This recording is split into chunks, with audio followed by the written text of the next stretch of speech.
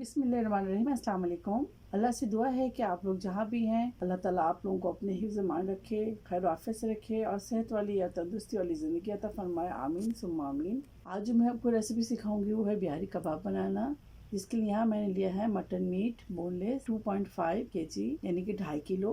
अब मीट के अंदर सबसे पहले ऐड करूँगी papaya, raw papaya 2 table spoon, और इसको अच्छी तरह से मिक्स करेंगे और 2 घंटों के लिए इसे रेस्ट देंगे।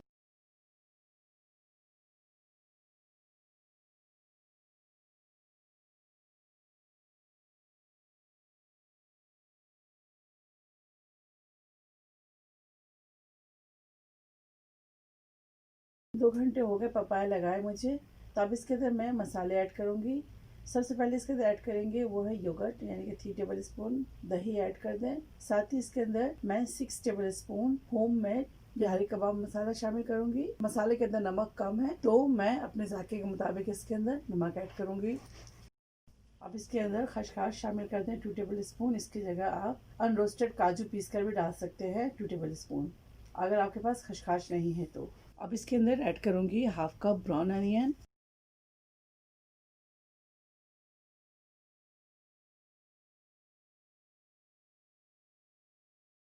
अब इसके अंदर शामिल करूंगी मस्टर्ड ऑयल यानी कि सरसों का तेल 4 टेबल स्पून।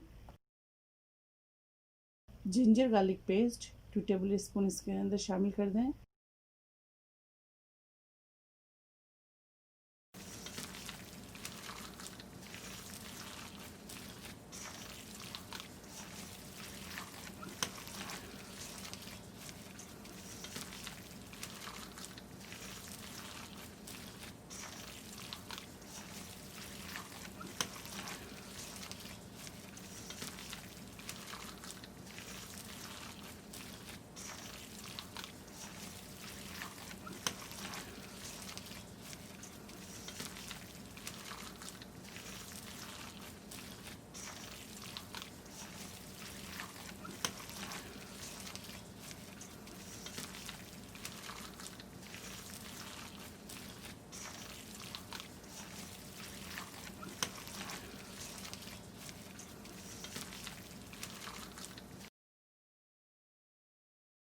मैरिनेट के बाद आप इसे ओवरनाइट छोड़ें और 1 किलो में 4 टेबल स्पून आप मसाले को यूज़ कर सकते हैं। अगर आपको मसाला ज़्यादा पसंद है तो आप जितने मीट ले रहे होते हैं आप मसाला ले लें। मुझे मसाले कम पसंद है तो मसाले मैंने इसमें कम रखा है, ठीक है। कम बेश मसाले आप कर सकते हैं। अब इसे हम ओवरनाइट के लिए छोड़ेंगे। कुकिंग से पहले आप कोयले की स्मोक दे दें इसमें, और अगर आपको पहले स्मोक नहीं देना तो आप कुकिंग के बाद भी इसमें स्मोक दे सकते हैं, लेकिन इसमें स्मोक लाजमी दें ताकि इसमें एक अच्छी सी फ्लेवर आ जाए, खुशबू आ जाए बिहारी कबाब की। अब इसके अंदर 1/4 कप पानी ऐड कर दें और इसको मीडियम फ्लेम पर कुक करें।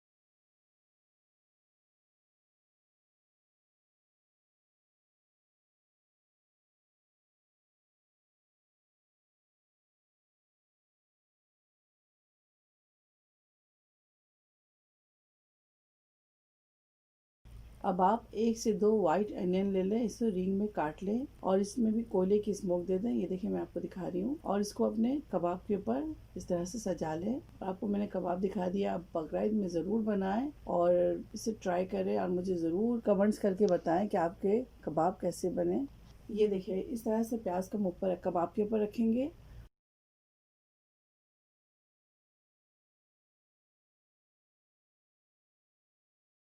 और साइड में एक लेमन रख दें। आप चाहे तो इसके ऊपर ग्रीन चिलीज भी रख सकते हैं। थोड़ा सा हरा धनिया की गार्निशिंग करेंगे और इसे हम सर्व करेंगे। इस कबाब को आप चाहे तो पराठे के साथ या पूरियों के साथ सर्व कर सकते हैं। अब मुझे इजाज़त दें, इंशाल्लाह नेक्स्ट कोई अच्छी वीडियो के साथ हाजिर होंगी। मुझे अपनी दुआओं में शामिल रखिएगा। अपने बहुत ज़्यादा ख्याल रखें, अपने इर्द गिर्द के तमाम लोगों का ख्याल रखें। ओके, अल्लाह हाफिज़, अस्सलाम वालेकुम।